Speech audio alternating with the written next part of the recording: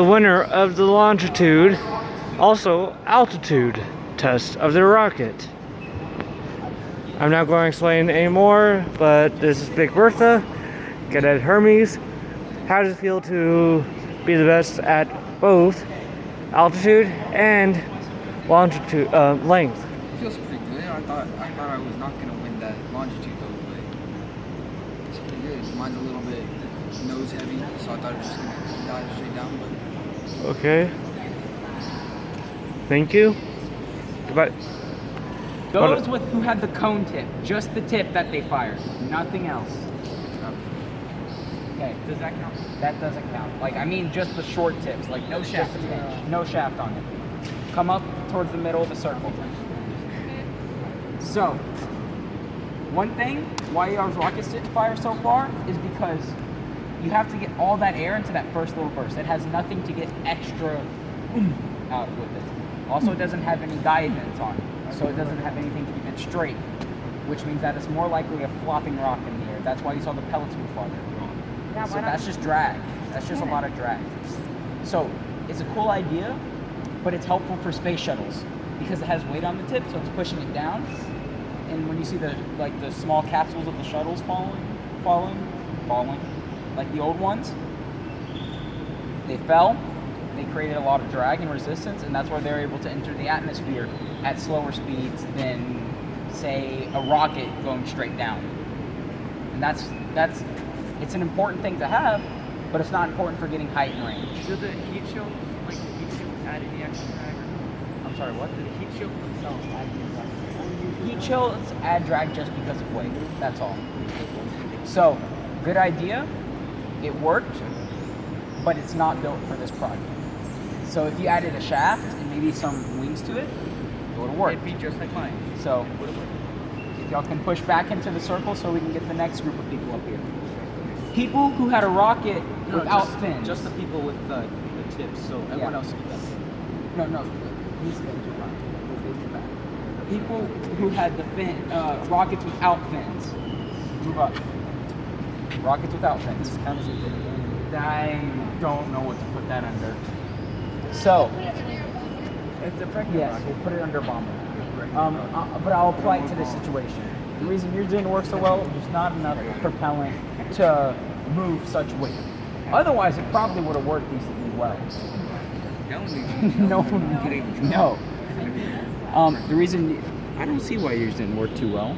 It's got a lot of area to allow air in to get a lot of oomph out. Maybe too much. Maybe that's one thing. Maybe your breath didn't have enough force to push it. Yes, I know. Would adding intakes to let the air flow through it add more drag, or would it just like a low pressure, high pressure streams just like slow it down? It would slow it down and add more drag due to the fact that we don't have an engine. If we had an engine keeping constant speed and motion, then yes, they would be helpful. They keep the low pressure in the back. Yes. But since we only have burst, so this is what we would call an instant fuel sort of release. That just shoots it and it's done. Sort of like the Katusha rockets. That only has like a burst fire for a few seconds, then it stops. It's still a working, it's still a lot more than what we have. Turbulence. So like when it comes back, it creates that little pocket of air that comes trails behind it that makes it slow down. How would you like prevent that from happening? You would make it more streamlined, and you would make it into a way that not only the turbulence helps us. Can you explain how Hermes won both altitude and length, since his is a tube? And that's what I was exactly about to get to. So the only reason why... That's mud. Yeah, but that's why his works so well is because you see, when he blows, there's no air escaping. It's completely sealed. It is basically a bullet now. So it has no air escaping. He allows to have a much, the air is allowed to create more force, which pushes it out farther. And it's not too long that the air loses all its momentum before it actually gets in there. So that's a very good one to create. Now, everybody back up who was just in that recent group. Anybody who had fins on their rockets. So, these would have worked really well, and they did work well for what they were used, But the thing is, we don't have precision measurement tools. Now, the reason why this one didn't work too well while turning is because you see a lot of the weight's off balance if you don't mind spinning around so Hermes and they can see it.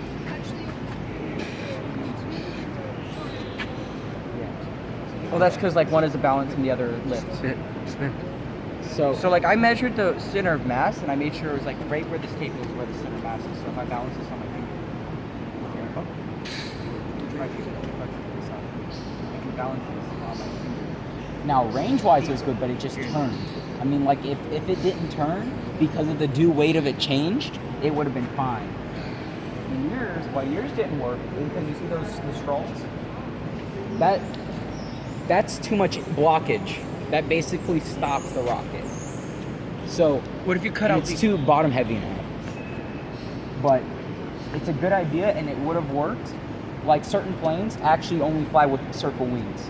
So that would have done a lot of lift. So that would have been a good actually plane idea. Mr. Ducharme, would you define a circle wing? So They're so cool. So how a circle wing works. So imagine the top wing of a plane, but curved. Oh yeah, y'all can back up now. So just imagine it's curved. So what it does is it sucks air in and creates a low pressure effect, which lifts the plane like a normal one, but it allows a more gentle ride because turbulence is no longer in just one spot.